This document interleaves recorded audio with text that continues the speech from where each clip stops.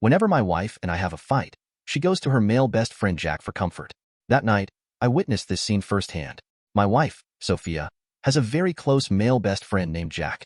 We've been married for 4 years, and ever since we started dating, Jack has been a constant presence in our lives, like a shadow. My boss introduced me to Sophia, and Jack happens to be his son. At the time, I was just an ordinary employee at the company. My boss thought I was capable and a decent person, so he introduced me to his friend's daughter, Sophia. On our first date at a cafe, Sophia brought Jack along. Initially, I thought he was a relative. When we got up to leave, Jack patted Sophia on the shoulder and said, "He's a good guy. Don't miss out on him." After introducing himself, I realized he was my boss's son and had grown up with Sophia. Normally, a girl might bring a girlfriend or a family member to a date, but Sophia brought her best guy friend.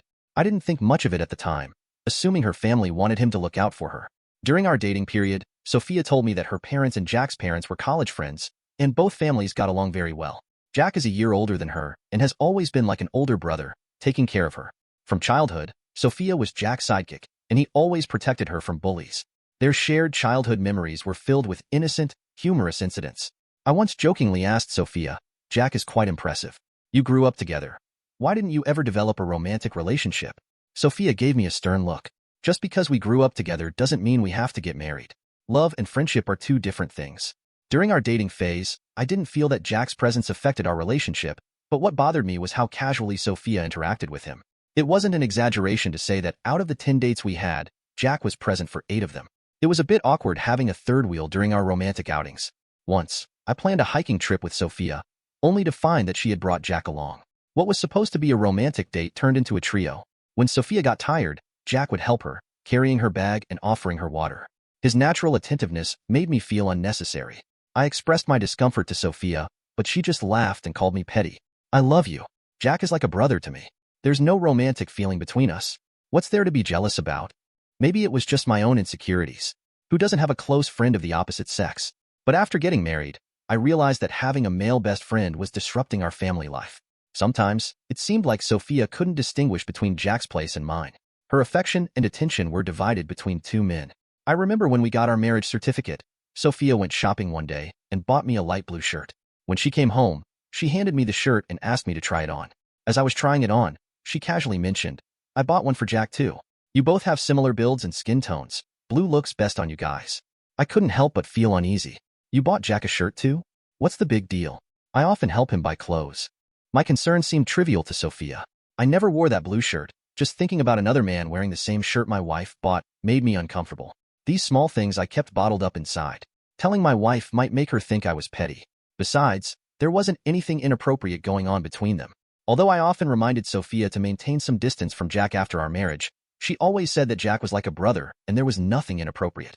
Eventually, these small grievances led to a major conflict between us. Our first major fight after getting married was over some trivial matter. Both of us were too proud to back down. In a fit of anger, Sophia grabbed her bag and left the house, not returning all night. I thought she had gone to her parents' house, so I went there the next morning to bring her back. When I didn't find her there, I asked her mother, who looked surprised. "Sophia didn't come home. Did you two have a fight?" I started to worry that something might have happened to her. Her mother suddenly realized she must have gone to Jack's place. Whenever she's upset, she goes to her Jack's place. At that time, Jack was still single. It seemed odd that a married woman would go to her male best friend's house after a fight with her husband. Seeing my displeasure, her mother tried to reassure me. "Don't overthink it. Sophia has been like this since she was a child. Jack's home is like her second home. She goes there whenever she's upset. I'll talk to her when she comes back." I forced a smile and nodded. When I knocked on Jack's door, sure enough, Sophia was there. She was still sleeping in Jack's room. I was furious, but I couldn't show it. Jack and his parents warmly welcomed me. Jack's father joked, "Sophia cried all night here. Go comfort her." Jack chimed in, "Couples fight all the time. I talked to her for hours last night. We men should be more accommodating.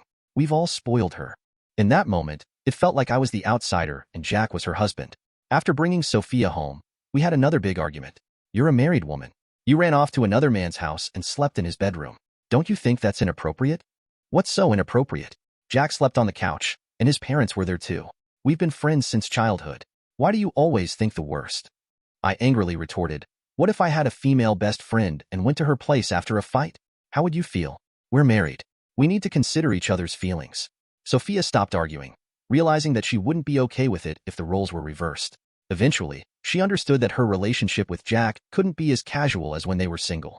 She started distancing herself from him. When Jack got married, both of them had their own families. Jack's wife, being sensitive, didn't like Sophia's close relationship with him. Even when Sophia visited Jack's parents, she would show her displeasure. I couldn't blame Jack's wife. Romantic relationships are exclusive. Although Sophia and Jack's interactions became less frequent, some things were still hard to accept, causing ripples in our seemingly calm life. Last fall, Jack's grandmother passed away. This year marked the first anniversary of her death. Jack's family couldn't go back to their hometown to visit the grave, so according to tradition, they burned some paper money at midnight on the anniversary to pay their respects. This had nothing to do with me, but Jack's wife called, and I realized how disruptive a male best friend could be to two families. The morning after the anniversary, I received a call from Jack's wife. She was clearly angry. Can't you control your wife? Why did she have to join Jack in burning paper for his grandmother? I didn't know Sophia had gone with Jack. I tried to explain. Sophia stayed at her parents' house last night. Sure, she did. Ask her what time she got there. Why do you love wearing a green hat? That last comment enraged me. Enough. Worry about your own husband. I hung up angrily and texted Sophia to come home immediately. When Sophia came in, I was furious. Where were you last night? At my mom's place, you know that. What time did you get there? She looked a bit guilty and said, I didn't want you to misunderstand. I went with Jack to burn paper for his grandmother, and he dropped me off afterward. Who is he to be driving you around at midnight? Don't you care about what people might say? Do you know how his wife insulted me? Sophia started crying. Why can't I go? Jack's grandmother practically raised me. I have feelings for her too. Why are you all so narrow-minded? Can't married men and women have pure friendships? I yelled, enough. From now on, you need to cut ties with that male best friend, or we're getting a divorce. I'm tired of all this unnecessary drama. Sophia is someone I know well. We've been married for over 4 years, and I understand her character. But living with a male best friend constantly in the picture makes it hard not to think otherwise. Friends who know the situation say I'm being unreasonable and paranoid. They remind me that marriage is about compromise, and I shouldn't be so emotionally strict.